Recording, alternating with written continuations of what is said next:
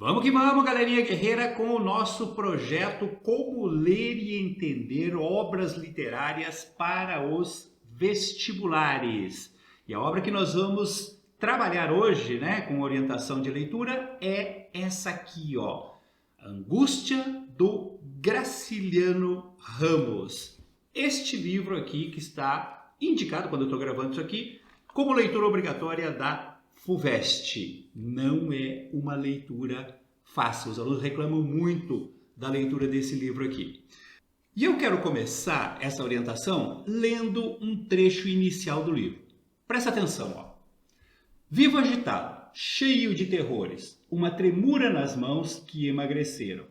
As mãos já não são minhas, são mãos de velho, fracas e inúteis. As escoriações das palmas cicatrizaram. Em 2 horas escrevo uma palavra, Marina. Depois, aproveitando letras deste nome, arranjo coisas absurdas.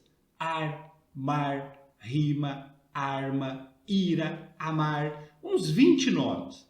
Quando não consigo formar combinações novas, traço rabiscos que representam uma espada, uma lira, uma cabeça de mulher e outros disparates. Penso em indivíduos e objetos que não têm relações com os desenhos. Processos, orçamentos, o diretor, o secretário, políticos, sujeitos remediados que me desprezam porque sou um pobre diabo. Vocês acabaram de ver um exemplo do que a gente chama de prosa intimista, tá? Ou um romance de tensão psicológica. Esse tipo de narrativa, né, do romance intimista, do romance de tensão psicológica, é aquele romance que expõe as coisas de uma maneira bastante caótica, né?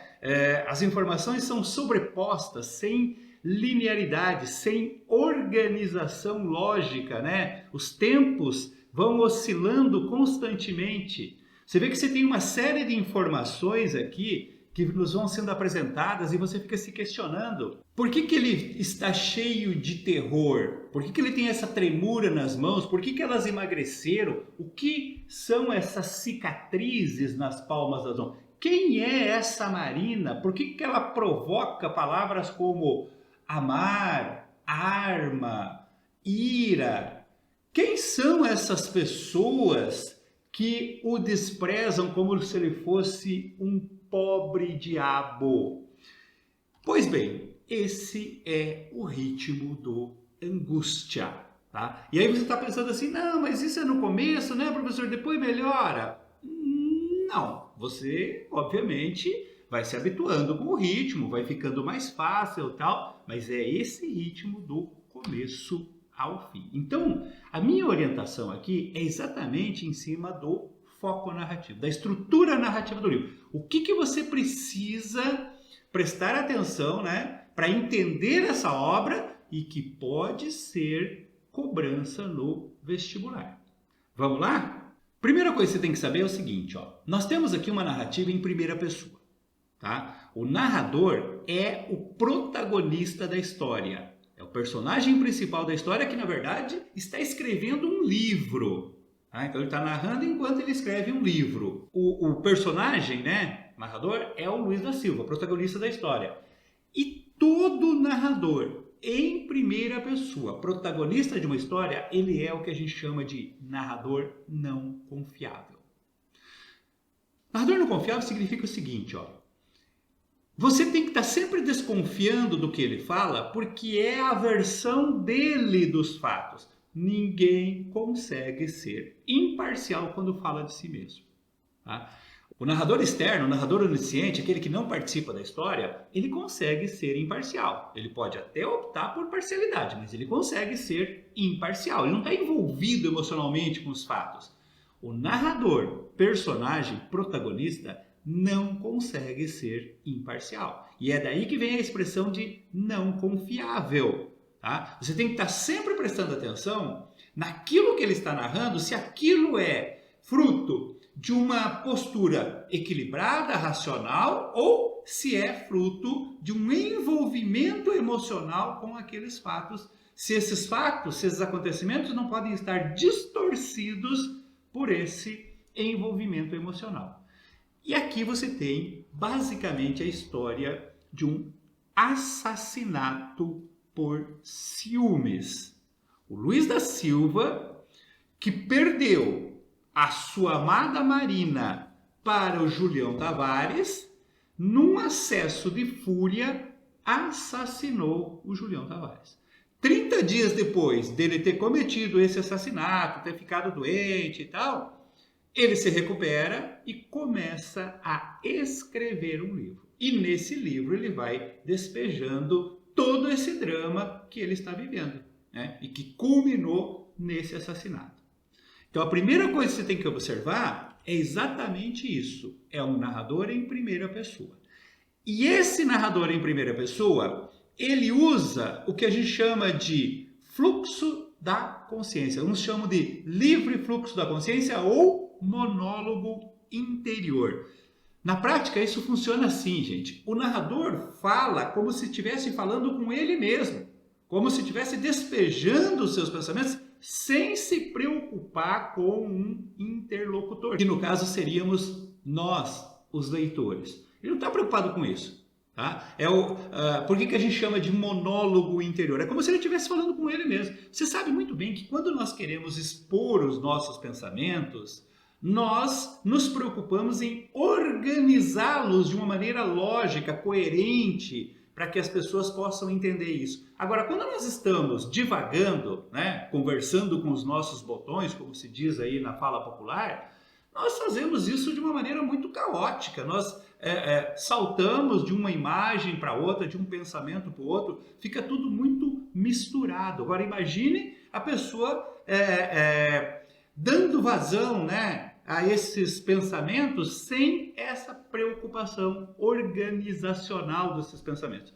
É isso que é o chamado livre fluxo da consciência ou monólogo interior. E isso faz com que a narrativa se torne extremamente caótica, sem nenhuma linearidade cronológica. Os fatos vêm misturados e há uma alternância constante entre o passado e o presente. Então, os fatos do passado e do presente, eles se misturam, sem aviso. Como eu falei, sem nenhuma preocupação se alguém está entendendo aquilo.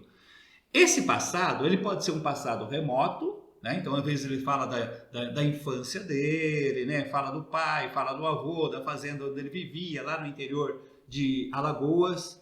Depois, ele fala de um passado mais recente, quando ele se mudou para Maceió e tal. Um passado ainda mais recente, quando ele conheceu a sua vizinha Marina, se envolveu com ela, se apaixonou. Como que ela o trocou por um desafeto dele, que é um homem rico, galanteador, chamado Julião, tá? E como, mais recentemente, ele assassinou esse Julião. Então, são vários tempos passados, junto com a angústia presente. Então, tem determinadas cenas que são puro delírio dele, né? Puro pensamento sem lógica, que ele está vivenciando ali alguns medos, alguns terrores, medo de ser descoberto, medo de ser preso, de se sentindo culpado, né? Medo de um castigo por esse assassinato que ele acabou de cometer. Então isso tudo torna a narrativa bastante confusa, bastante caótica. E para fechar aí, né, como recheio do bolo, nós temos ainda o predomínio do tempo psicológico. O que é tempo psicológico? Como assim predomínio de tempo psicológico? Você tem o tempo cronológico, que é o tempo que você mede pelo relógio, tá? E normalmente esse tempo predomina quando você tem uma sequência de ações externas, e você tem o tempo psicológico. E o que seria esse tempo psicológico? É o tempo das emoções. Certamente você já teve aquela sensação de que às vezes o tempo passa mais rápido e outras vezes ele passa menos rápido. Às vezes o tempo voa, o tempo corre, às vezes não passa nunca. Normalmente é assim, quando você está feliz, está alegre, está numa situação prazerosa, o tempo passa muito rápido. Você fala, nossa, já passou tudo isso.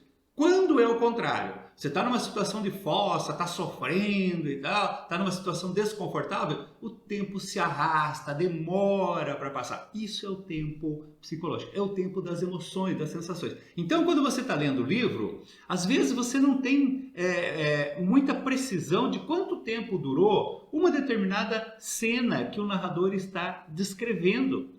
Às vezes são páginas e páginas para descrever uma cena de poucos minutos, porque é o chamado tempo psicológico. Ou seja, você tem que ter paciência para ler esse livro, mas prestar bem atenção nesses fatores, que isso aqui pode ser questão de vestibular. Primeiro, presta atenção no fato de que é um narrador, personagem, protagonista. Então, como que isso poderia ser cobrado, professor? Por exemplo, quando ele está narrando a sua tragédia, né? Ele é um assassino, ele acabou de matar uma pessoa por ciúmes, por inveja, por uma série de fatores, mas ele não admite isso. Ele tenta passar a ideia que o que ele fez foi justiça, que esse Julião era um aproveitador de moças inocentes, que ele tinha enganado a Marina, que ele a engravidou, que ele iria fazer a mesma coisa com outra moça, que ele já tinha feito isso anteriormente e tal. E o que ele estava fazendo era livrar o mundo de um crápula.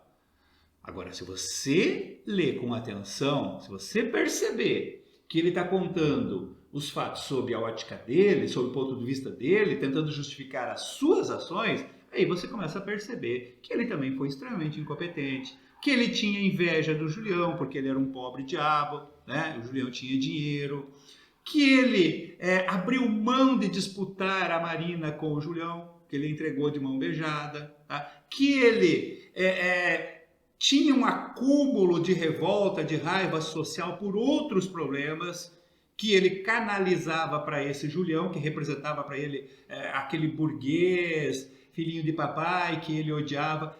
Essas coisas você tem que perceber nas entrelinhas. Então isso pode ser cobrado no vestibular. Tá? Você tem que tomar cuidado também com essa questão do tempo, né? Das oscilações de tempo. Os vários tempos, né? O passado, os vários passados, passado mais distante, passado mais próximo, passado recente e o que é tempo presente. Porque senão você se confunde. É fácil fazer uma questão nesse sentido também.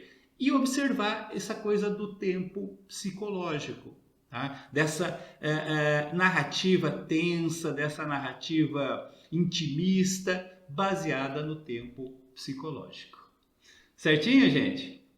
E se você quiser a análise completa dessa obra, né, com todos os detalhes do enredo, análise de todos os personagens, da linguagem, do estilo, é só clicar no link que está aqui no descritivo. Lá você tem a análise dessa obra e de todas as demais obras da FUVEST. E eu aguardo você numa próxima orientação para a leitura das obras do vestibular. Um abraço!